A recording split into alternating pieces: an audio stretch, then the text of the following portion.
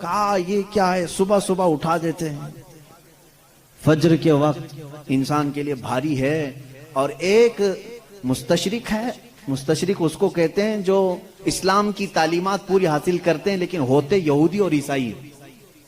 اس میں سے ایک نے کہا، اعلان کیا کہ اسلام میں یہ زیادتی لگتی ہے مجھ کو کہ صبح کی نیند بہت اچھی ہوتی ہے اور اس وقت یہ اٹھا دیتا ہے، اور ان کے اوپر پابندی فرض ہے، وہ بھی ایسا نہیں کہ مستحب ہے، کرو تو چلے نہیں کرے تو چلے۔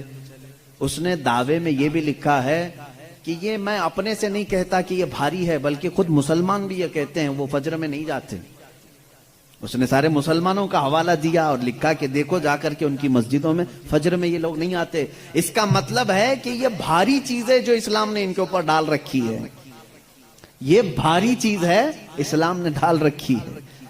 مجھے اسی وقت فوراً یہ کلک ہوا کہ ٹھیک ہے، یہ تو ان لوگوں کی سستی اور کاہلی ہے جو انہوں نے اپنے طور پر اپنے جسم کو ایسا بنایا ہے، ورنہ فریش رہنے والے ہر انسان کو ہم نے دیکھا ہے کہ وہ فجر میں جاگنگ کے لیے نکلتا ہے۔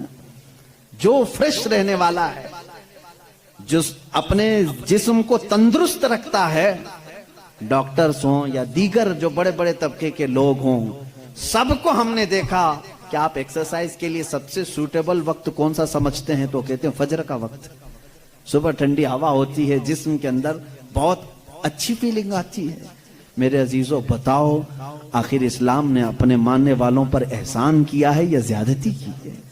یہ اسلام چاہتا ہے کہ یہ فریش رہیں، اپنی طبیعت کو خوشحال رکھیں، بلکہ وعدہ بھی یہ کیا گیا ہے کہ جس نے فجر کی نماز پڑھی اللہ تعالیٰ پورے دن اس کو مصیبتوں سے محفوظ کرے گا۔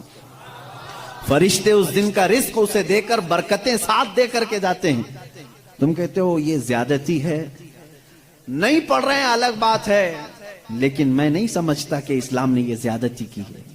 لا یکلف اللہ نفسا الا وسعها۔ میں اسلام کی انہی تمام باتوں، میں ان کے جوابات آپ کے سامنے آج لے آیا ہوں، تھوڑی سی چیزیں۔ پھر چل کر کے اعتراض یہ آیا، چلیں ٹھیک ہے، آپ کے کہنے کے مطابق صحیح تو ہے، اسلام صبح اٹھاتا ہے، فائدے کے لیے اٹھاتا ہے، طبیعت اچھی رہتی ہے، خوشحالی رہتی ہے، صحت اچھی رہتی ہے، ہم مانتے ہیں، لیکن اور بھی کچھ چیزیں ہیں اسلام میں جو سختی ہے، جو سخت ہے۔ وہ کیا کیا چیزیں ہیں سخت ہے؟ ان کے دماغ کے اعتبار سے وہ میں آپ کو بتاتا ہوں۔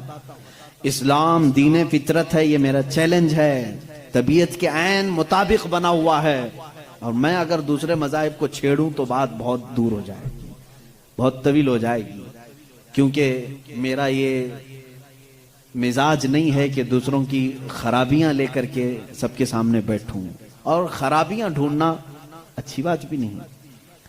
ہم تو اچھائیاں بیان کرتے ہیں،